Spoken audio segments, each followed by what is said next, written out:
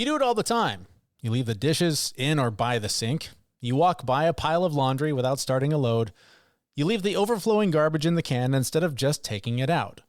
Or maybe you're the one constantly nagging your partner to stop doing those things and help out a little. These seemingly small annoyances may be more than a little irritating. And unless you take the advice our guest has for you today, they may be a sign of deeper issues in your relationship that may become the reason your marriage ends. Coming up today on The Fit Mess. Sometimes it has nothing to do with us personally, but we as the romantic partner should be effective in you're not alone in the shit thing that you're dealing with. Like they should be able to trust us to do that. I think in order for the relationship to have the requisite amount of safety and trust to go the distance.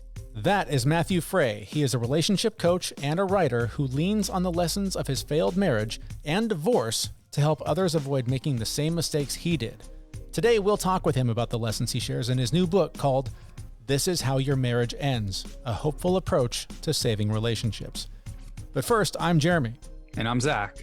We've got a bunch of coaching certifications to hang on our walls, but really we're two guys who got sick of our own shit, and we made changes to have healthier, happier, more meaningful lives.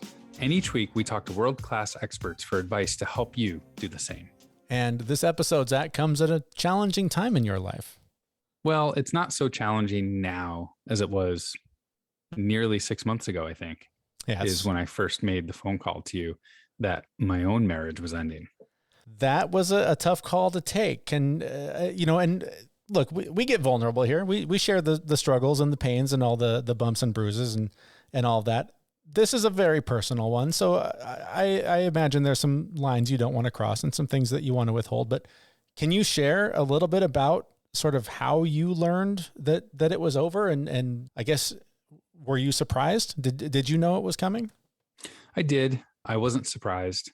And it had been coming for a while. And look, my ex and I had been together for 20 years, which is just crazy to think that.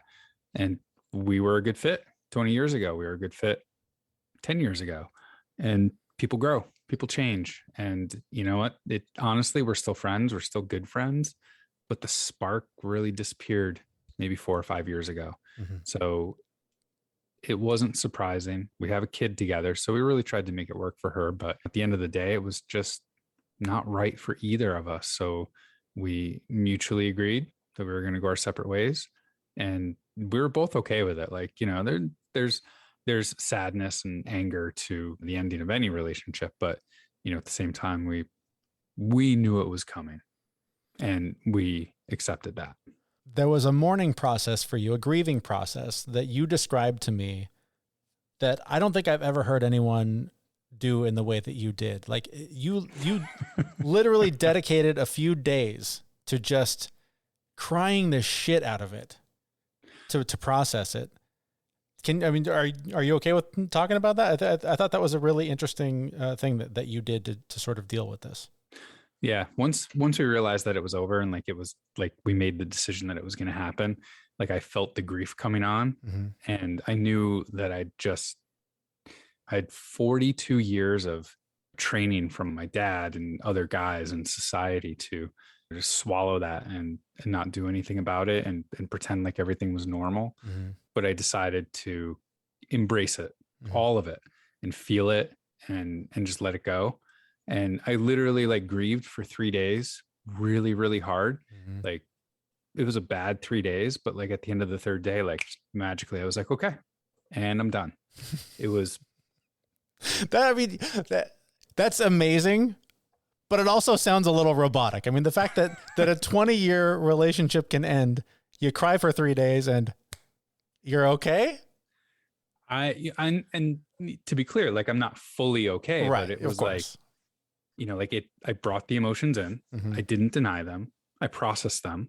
And that's the journey I've been on over the last 20 years with my own mental health, is to be able to recognize my emotions, process them in a healthy way so that they don't end up burning me later. Yeah.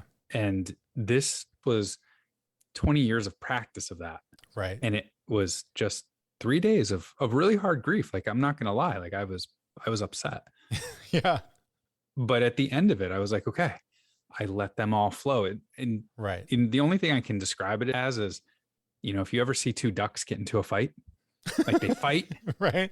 really, really hard, and then they both walk away and they both have that shake to like get rid of all the tension. Yeah. And then they're like, oh, hey, what's up, duck man? fight. And they're fine. A duck And they're fight. fine. They're like maybe a little hungry, but but they're fine. And that's kind of what it felt like, where I dove in, I went to the uncomfortable spot, and I felt them, and I processed them, and I dug into why I felt that way. Yeah. And at the end of the day, it was, I feel this way because my normal is going away. Right. Right. The relationship was over. The spark was gone. There was no reason to stay. Mm-hmm. And that really helped me, like, at the end of it, realize this is the right decision. Yes, I'm sad about it and for certain reasons, but there's so much more to be happy about. Right. So it's not like you just suddenly were like, all right, I'm putting on my dancing shoes. It's day 3, but it just made it a little bit easier to. Yeah. And like I say, it was 3 days, because that's just like the moment when I was like, oh, okay. I feel like I'm done. Right.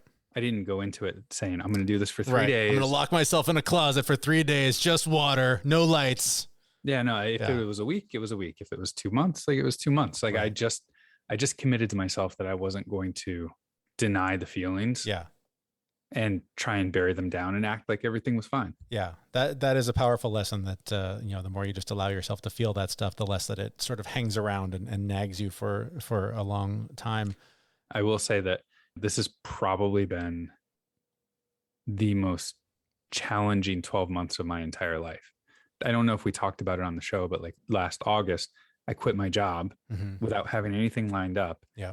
And then quit my marriage 6 months later. So like the two things in your life, like the two that you are, right? The things you identify with, biggest things I walked away from with like no plan. Yeah. And totally different person now than I was 12 months ago. Yeah. It's amazing. We're going to get into the lessons from our guest, Matthew Frey. He's going to share some things that can help you avoid having a relationship come to an end like this. Before we do, we sort of alluded to it at the beginning, the little things, the death by 1,000 cuts, the things that sort of add up over time. Did that play a part in what happened with you guys, with just sort of those little transgressions, those little things that just over time sort of wear away at the relationship? It did, but only, I think, after the spark left. Okay. In my mind, when I love someone, whether it's a wife, a friend, a sibling or whatever, when I love someone, I'm going to be annoyed by little things, but I'm going to look past them. Right. Because like the love is so much more important to me, and it's so much more powerful. And I'm just going to choose not to be annoyed by those little things. Right.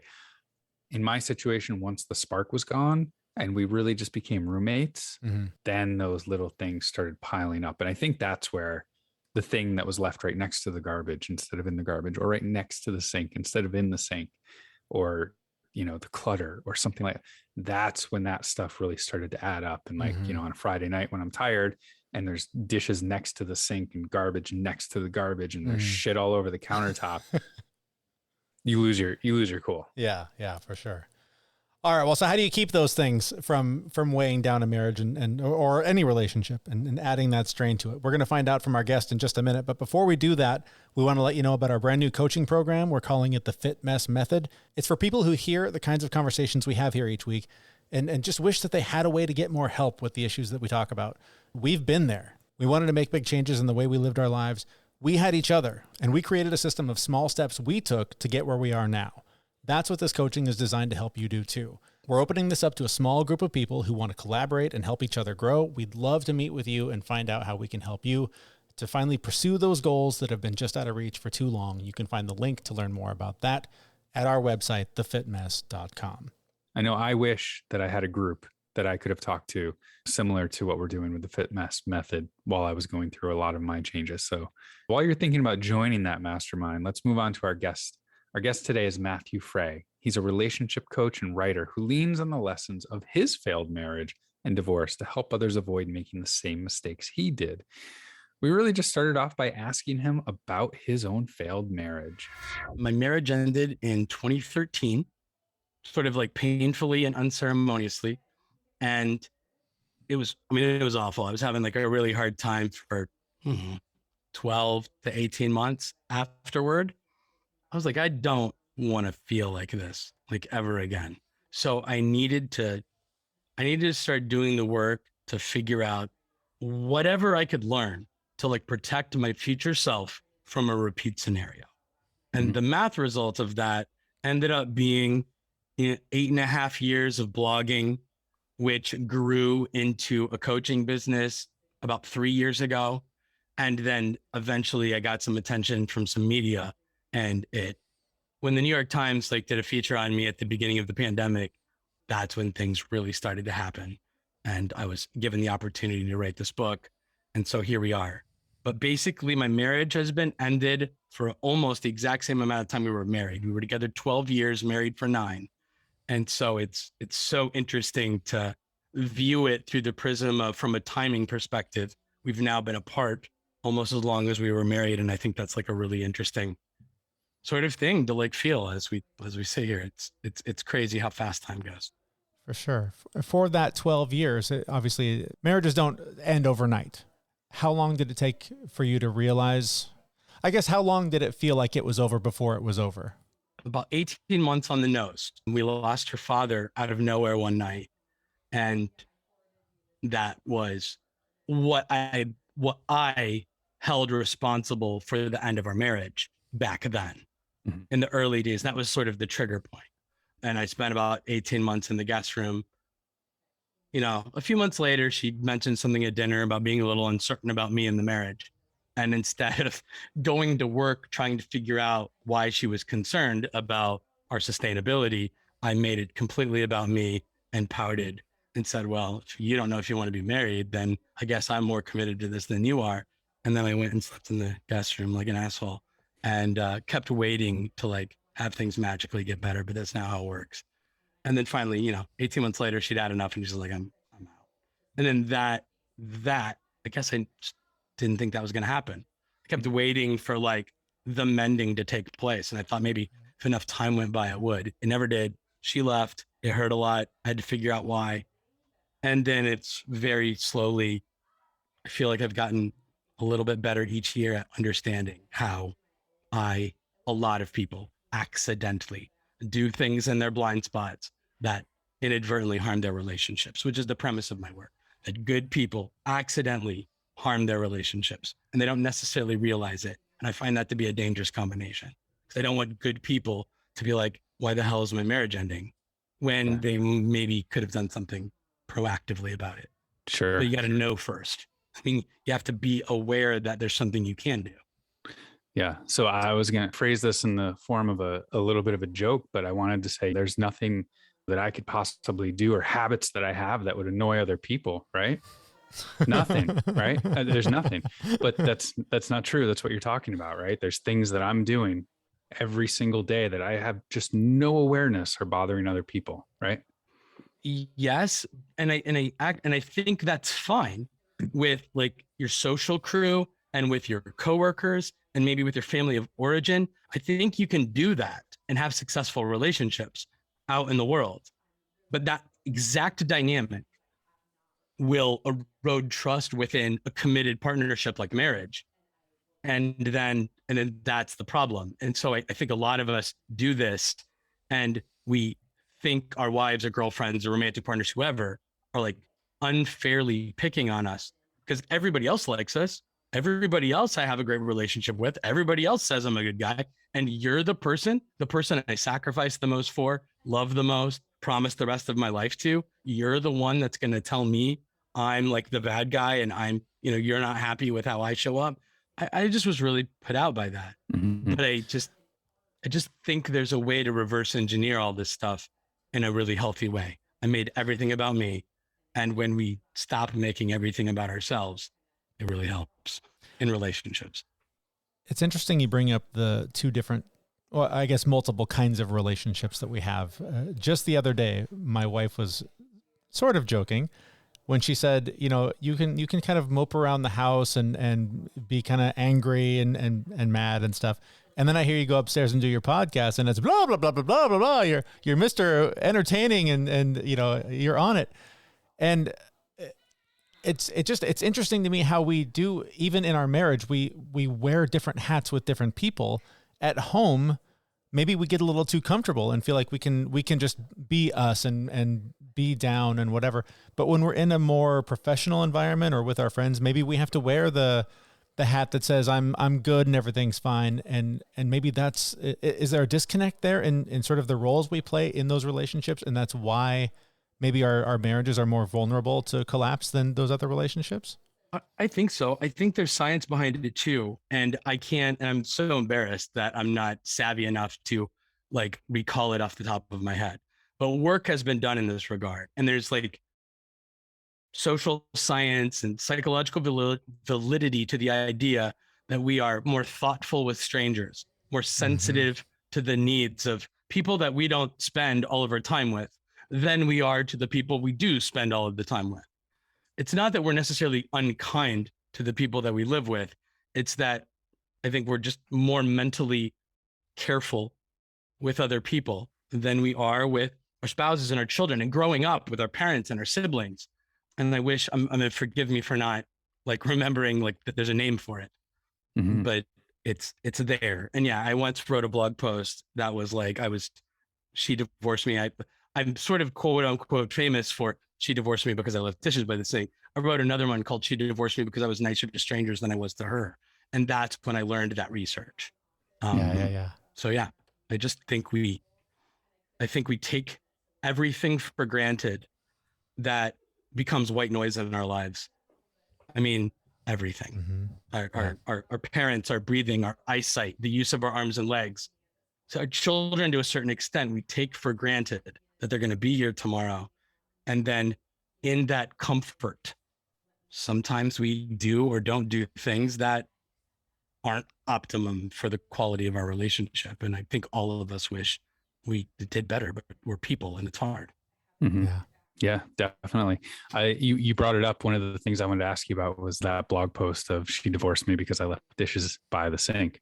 And that one kind of hit me hard because I am very regularly taking something that was placed next to the sink, putting it in the sink, something that was put on the counter right by the garbage and putting it in the garbage. Can you just elaborate a little more on that blog post and what it meant? Yes. I'm glad you pointed it out. And it's not always in a male-female relationship, a husband doing this to a wife. It can be anybody, including my son leaving Cliff Bar wrappers all over the couch this morning. Things like this happen all the time. But in the context of she divorced me because I left dishes by the sink, what I think it does is it describes the scenario in which my wife says, this thing matters to me, this dish being here, I don't like it. And I disagreed that it was as important as she was making it out to be. I didn't think the dish mattered. And I thought it was cool as an adult and that my opinion about the dish not mattering was equally valid to her opinion that the dish did matter. And I wanted to debate the merits of the dish. And what I've come to understand years later is that it was never really about that dish and that my only quote unquote crime or sin in the relationship was not just this one dish incident. What happened was I frequently in word and action demonstrated that I didn't value or respect the things my wife experienced as bad or negative or sad or harmful or scary or whatever. I didn't do that. I didn't respect it. I didn't calculate for when my wife walks into the kitchen, she sees that glass there, it will be a signal to her that I either knew it would upset her and I didn't care and I put it there anyway, or I didn't even think about her at all. And I just thoughtlessly put it there without even doing the work of going through the process of how will she experience this?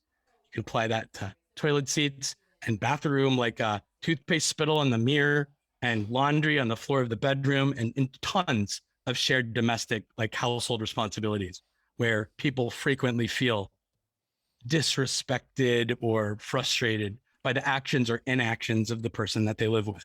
And it's certainly, again, not always men and male-female relationships who are the culprits, but it often is. I think it strongly correlates. I don't want to put too fine a point on the labor issues in the home, but I'm in a lot of Facebook groups with men, and many of them who are having marriage troubles, I'll see them describe how the changes they'll make to try and save the marriage I've been doing the dishes. I've been doing the laundry. I've been taking the kids to school. I've been doing all these things. And she still doesn't give me affection, respect me, love me, whatever the thing is that they're after. And I think that kind of speaks to one of the concepts you talk about radical responsibility, is it's more than just doing what will please them. It's about showing up fully in the relationship, right? I mean, are they completely missing the boat by going, here's my honey-do list, and as long as I check it off, then our marriage is going to be just fine?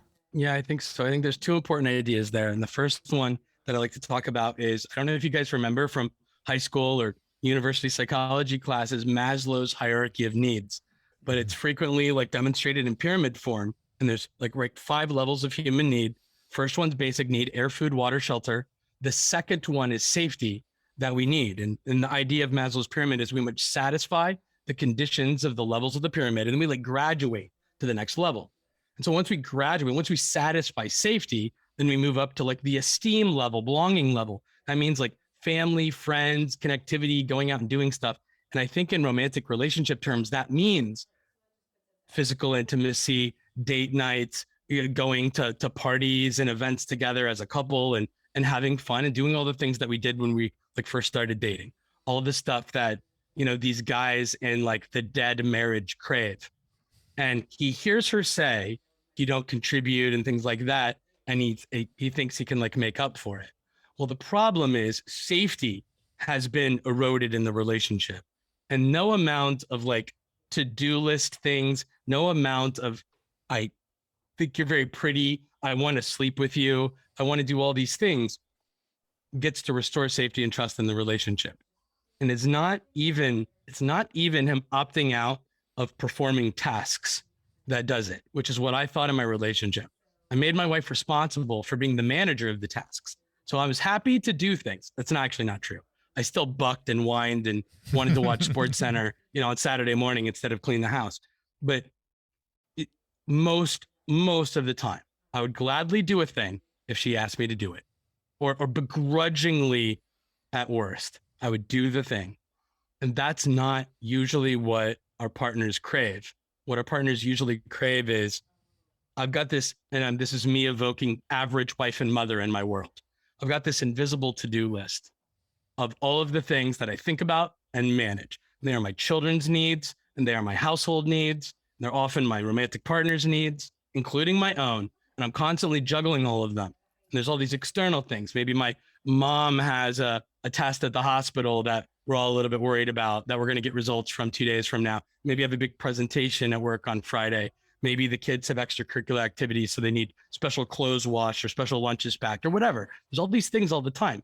And usually these things fall to wives and mothers in relationships. And the husbands or boyfriends or whoever have opted out, not because of this like refusal to participate, but this sort of like comfortable obliviousness about it. And so doing things at the last minute after years of trust erosion have gone on in the relationship in no way restore trust and communicate to our wives that we're going to participate effectively in this thing moving forward. What hurts is the absence of participation in that. The average wife and mother wants you to notice that she's got all this shit that she's managing, that she's carrying around. And it's a lot less about the math of like checking like the tasks off the list. And it's a lot more about this nuanced idea of, I'm aware that you manage all of these things and you've been doing it alone. And I do not want you to feel like what you do and carry and contribute is invisible. I think people want to be seen. They want to know that their contributions matter. And I think the average stressed out wife and mother wants to feel as if her adult partner who promised to love and honor her all the days of her lives will be there to help carry the heavy things. And the invisible load of childcare and household management and all of the bonus things that pop up in human life, those can get very heavy, just depending on the math of each individual's lives, depending on health, depending on number of children, depending on financial security. It varies so much from couple to couple, but thematically it's always the same. It's, can we be tuned in to what our partner's carrying and then participate in that? Most of us don't. I didn't even pay attention to it. I didn't even think about it. It wasn't on my radar at all. You mentioned you were in the guest room, waiting for the marriage to heal, right? Knowing what you know now and working with clients and helping them through this situation. So being cognizant of the other side is important, but what would you do differently? How would you approach it? How do you suggest to people approaching making that change? Because like you said, just doing the dishes or just starting to take active action in some of the chores isn't really the full solution. So what would you do differently, and what do you advise people to do differently?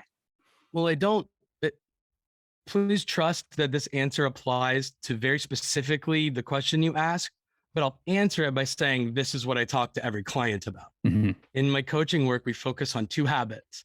And these 2 habits are what I would have done when my wife said, hey, I'm a little unsure about this marriage. I'm a little unsure about you. I'm thinking about maybe like we shouldn't be married anymore. Like, this is how I would have tried to restore trust in the relationship. And this is what I talk to clients about.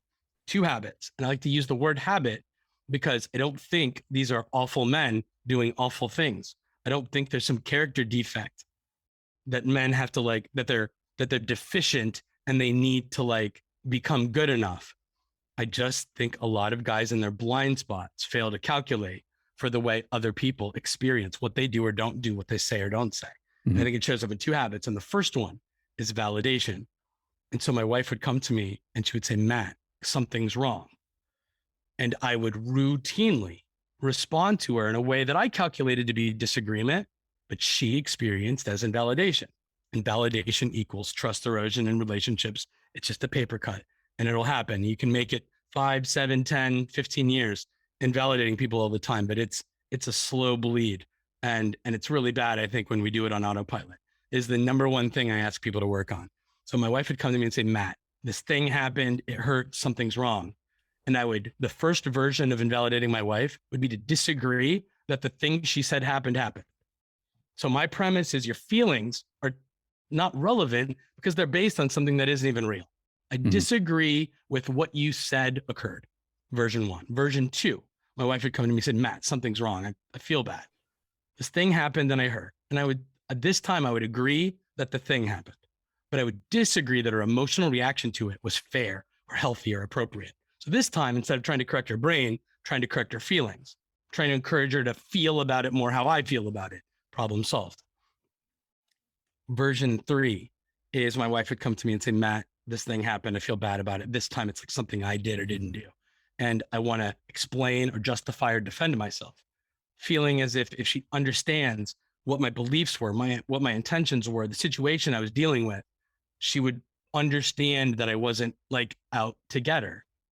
But all 3 of these response patterns invalidate, they prioritize our mental and emotional experiences over our partner's mental and emotional experiences. And what I ultimately realized is 100% of the time, my wife came to me to try to communicate something was wrong and recruit me to understand it and like help her be part of the bad thing not existing in our marriage moving forward. If I didn't agree with some aspect of what she was saying, if I felt as if she was putting too much responsibility on me, I would disagree, right? Like intellectually, I would disagree emotionally that her feelings are wrong, or I would simply defend myself, implying that I will keep doing what I want to do, independent of your inconvenient feelings about it. And I think that, and it truly wasn't quite as gross and mean as that might have sounded just now. It's just kind of the way that I remember it. But that this nasty habit of inadvertently invalidating people when we disagree with them, I think is an awful habit. Mm-hmm. And I don't know if we have time to like talk about the prescription for that. Please. Yeah. I think. Okay. Because a lot of guys are like, Matt, are you advocating agreeing with your wife when you don't agree with her? Because the problem is on autopilot, I'm responding in an honest way with my wife. I don't agree with her. And I'm like, okay, I think that you might be conflating the idea of validating an agreement. And I get it because it was hard. And I did it every day until 6 or 7 years ago also. And I'm like, consider this thought exercise. My son wakes up in the middle of the night, freaking out hysterically because he's afraid of a monster under his bed. He's 13 now, so he wouldn't do this. But when he was 4, he might.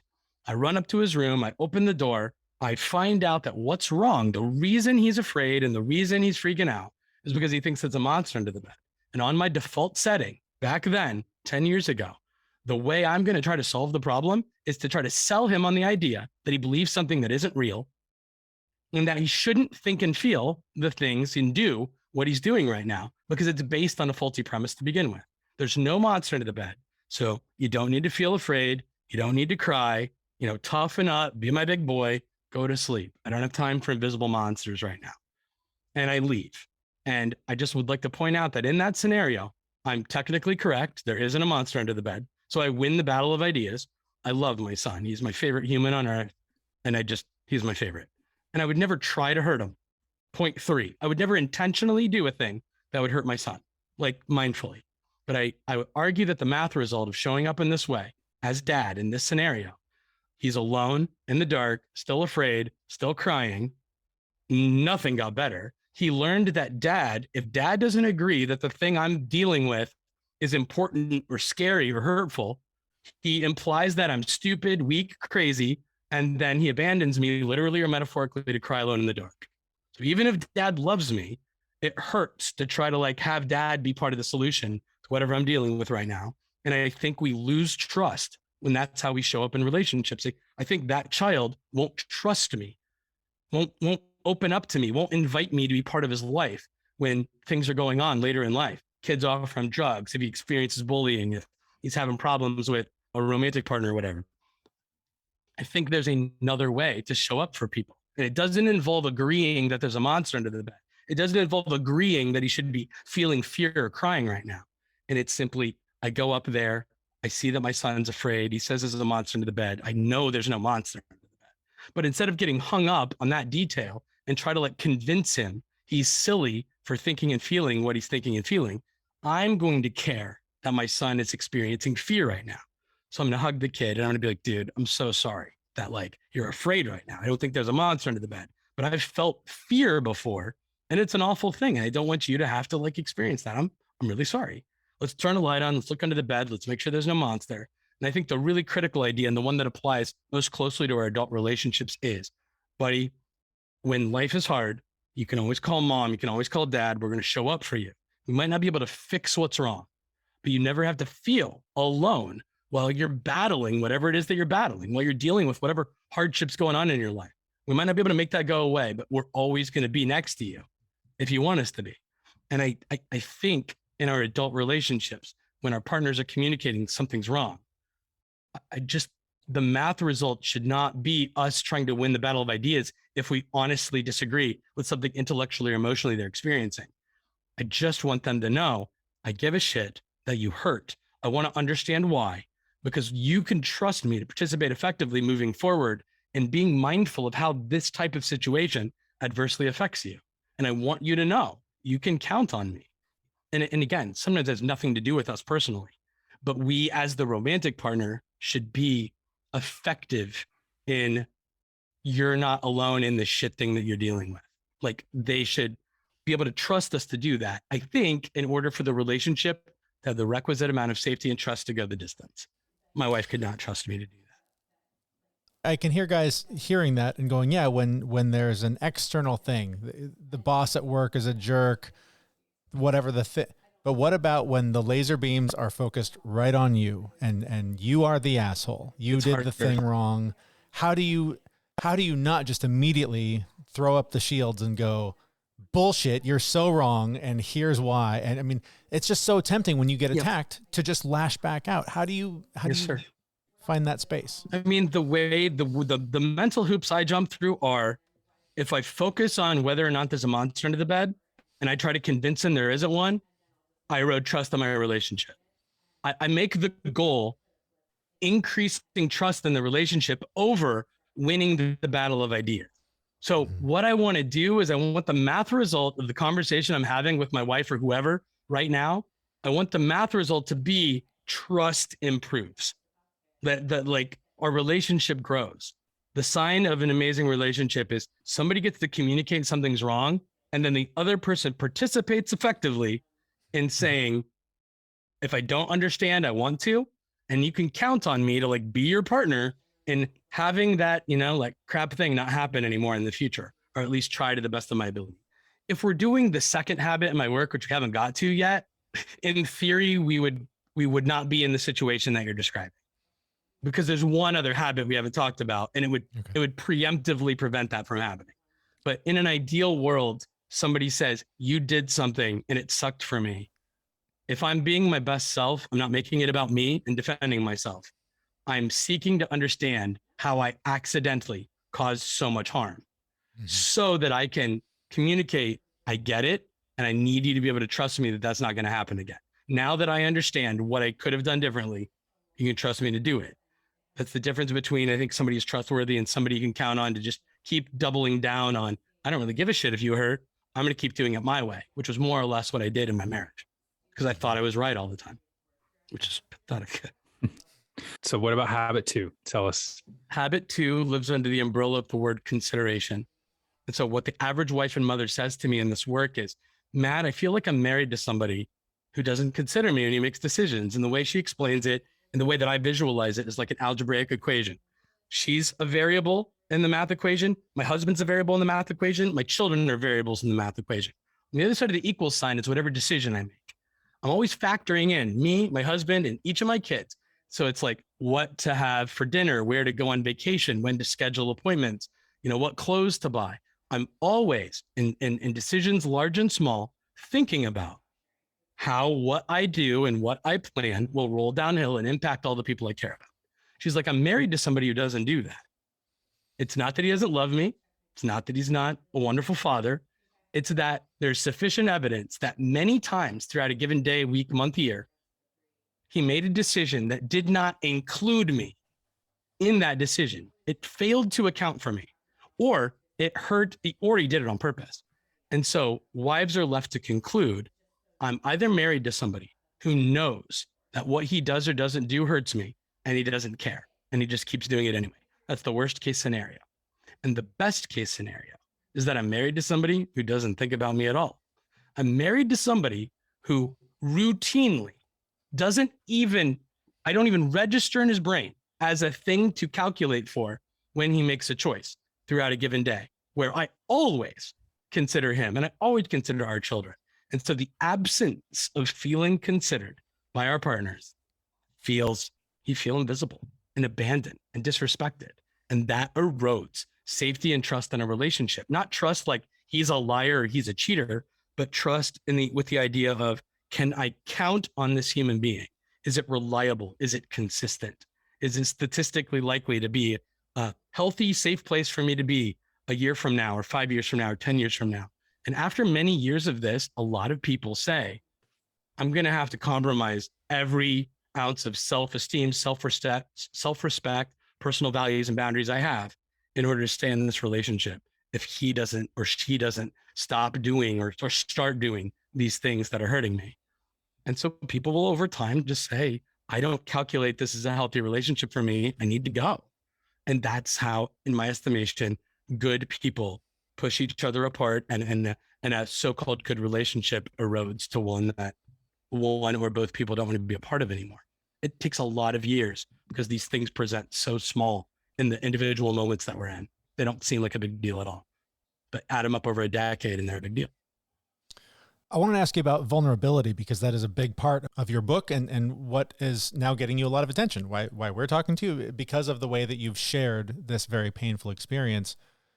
How much do you think it would have helped to be more vulnerable in your relationship? How strong is vulnerability when it comes to keeping those bonds and that safety and all that intact?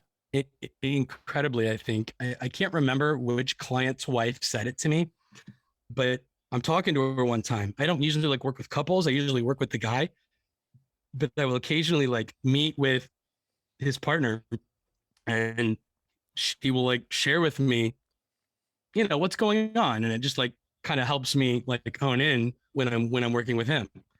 And she said to me, he's not honest with me. And I'm like, you mean he lies? She says, no, it's not that he lies. It's that I know he thinks things and I know he feels things, but he doesn't say them. He doesn't tell me. I know there's something that's true and he withholds it from me. And it's not that it's I'm suspicious and paranoid, but it's he's not letting me in. He's not disclosing true things to me. therefore I can't trust them. Again, not in the lie way, but in the reliability way. And this idea of, can I count on you? Can, are you is this a reliable, safe thing for me to be a part of? And so, I think a lot of guys are afraid of vulnerability. I think they associate it with weakness. And I've come to believe just totally the opposite. I spent my entire first 33, 34 years of my life pretending to be tough and stoic. All I was doing was just pretending to not hurt every time something hurt, putting on like the tough guy face. And that was a lot more cowardly than being honest about stuff that sucks. And I wish I had communicated stuff that sucks with my, or things where I was often just like afraid of rejection. Like there's so many things we don't say because we're afraid of judgment or afraid of rejection. And man, single people out there, like, say the stuff on the second or third date. Like, fail fast if you're going to fail. Don't go through your whole marriage like hiding true stuff from your spouse. Like, say it. And if she doesn't like you for who you actually are, I mean, do you want to wear a mask your whole life, or do you want to be liked for like who you are? Is, to me, the conversation to have. And I just don't think there's anything weak or effeminate about being honest about what's actually true in here and in here. Yeah. And I wish guys didn't feel like shamed into like hiding that stuff, because I don't think it's healthy for them or their relationships. In making that switch, was that something that happened overnight for you, or was that something that took a little while? Practice from going Practice to big time. Yeah. I felt so shitty after my wife left. I was so miserable, but I wasn't afraid of rejection and judgment anymore. I didn't care. So I blogged it all. And I got so accustomed to saying uncomfortably true things that we don't normally talk about in polite conversation. And I had a lot of practice. So it's an advantage in my estimation that I had over like average human. I had a lot of practice making public disclosures about true things that blog readers found out about in year, 2 of me blogging that, my wife never heard about ever, unless, she read it. Mm-hmm. And I mean that, I don't know, I guess I wasn't ready in my 20s, early 30s to bravely share true things with my wife, which is really unfortunate. Don't marry people you're afraid to say true things to, I think, is maybe the lesson there. I'm curious about your current relationship with your ex-wife. Now that you've changed, are there regrets on either side? Is there like, oh, Matt, now you've changed, you've become the guy I always wished you were? Has there been any of that, or are you guys just on where are you guys now? It's more business like than that, but she's really kind. She invites me every year to like the in-laws Christmas gathering. She's really cool. Like, and then like if our son's birthday is having like a birthday party, like at her house or something, I mean, I'm always invited. I'm the person, if they go out of town, that she asks to go like check on her pets and make sure the house is okay. We live relatively close together. It's cool. I'm really proud of it because we've come a long way, because it was pretty contentious for the first probably 12 months following our marriage ending. And I mean, I think the key ingredient was me learning how to accept personal responsibility. The truth is, this habit we talked about earlier of consideration, you still have to practice it as a divorced guy when you share children. Like, I have to be considerate of schedules and of clothes for our son and of just all of these things, and very mindful of her calendar and mine and communicating effectively. And we do a really good job. She just like yesterday was like, hey, do you want to go to this parent thing? My son's about to enter high school next year. Do you want to go to this parent thing at the high school where you have an opportunity to talk to the parents of seniors? And it's kind of like this introductory to the high school community thing. And I'm like, absolutely. And so she and I are going to go to that together. And that's not that weird, but there's nothing like romantic. It's not. She's been in a long-term relationship for 4 or 5 years, and it's good. He's a good dude. Like, I like to tell people, it's really uncomfortable, I think, for people who are married to think about their wife with somebody else. And it was extremely uncomfortable for me early, but you eventually get to the point where you're like, if you can trust a person to take care, fundamentally care for and be decent to your ex-spouse, and really most significantly your child, when you're not there to like do anything about it, that is an invaluable thing, because not everybody with children in like split relationships has that. A lot of people have to stress about the wellness of their children. And I've been very blessed not to have to do that. Nice. We haven't even mentioned the name of your book, which I think is amazing title. So could you just tell us what the name of the book is and where people can find you and connect with you? Yes, sir. Thank you so much. The book is This Is How Your Marriage Ends, a hopeful approach to saving relationships.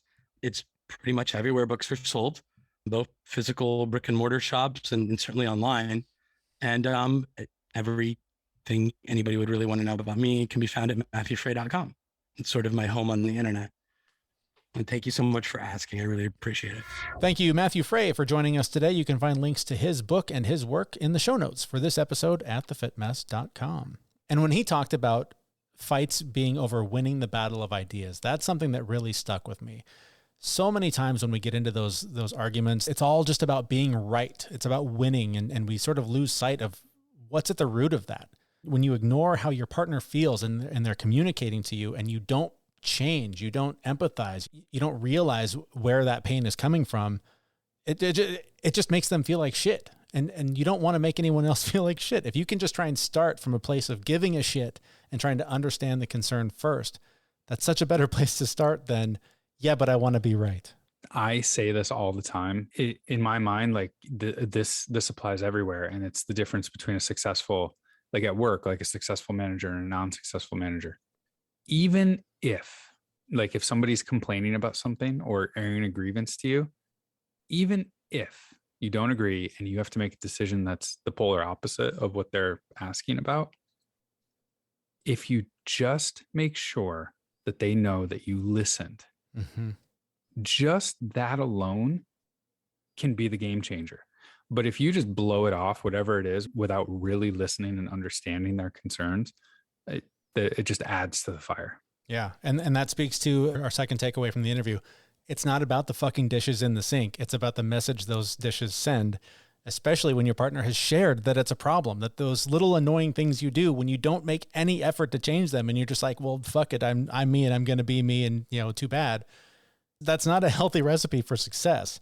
So you have to really think through your actions and how they're going to affect the other people in your life. And like you're saying, like those people at work that you have to go against whatever they're saying, like whatever that relationship is, when you just completely disregard whatever their pain point is, it just is such an awful place to start any conversation. This kind of brings us into the next point too. My own relationship, like we tried to fix it. So like we brought these things up to each other and things still happen. So the message that sends is really, really deep. When you make sure somebody knows that something bothers you and they keep doing it, that's a problem. It's a really big problem. And I think on the other side of that, and this is something that I see a lot in various, Facebook groups and things that I'm in, is I see a lot of these guys that they sort of hear the message of, you don't do enough around the house, you don't whatever, and they start just doing the dishes, and they start just doing the laundry, and they figure out where the vacuum is and how it works. They think it's the act, right? They think it's the thing that's not being done.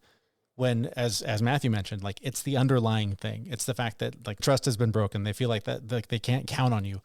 That is what's really going on. So I hope that you don't take away from this, oh, I just need to do the dishes and everything will be fine. Oh, I just need to do the laundry and everything will be fine. Like there's some root shit you got to get to that will then hopefully make you feel like you want to participate and you want to be part of the solution and not just continue to be probably the source of the problem. All of these points really tie back to the underlying issue of making sure that you're listening to your partner and understanding what it is that they're actually trying to communicate to you. And that's a great place to stop the conversation on this episode, but don't let the conversation end there. Join us in our Facebook group where you and fellow FitMess listeners can connect for monthly challenges and accountability to reach your goals. Everyone in that group is super supportive and we'd love to see you in there. That link is also at our website, thefitmess.com, where we will be back next week with a brand new episode. Thanks for listening. See you, everyone. We know this podcast is amazing and doesn't seem to lack anything, but we need a legal disclaimer. Prior to implementing anything discussed in this podcast, it is your responsibility to conduct your own research and consult your physician. You should assume that Jeremy and Zach don't know what they're talking about, and they're not liable for any physical or emotional issues that occur directly or indirectly from listening to this podcast.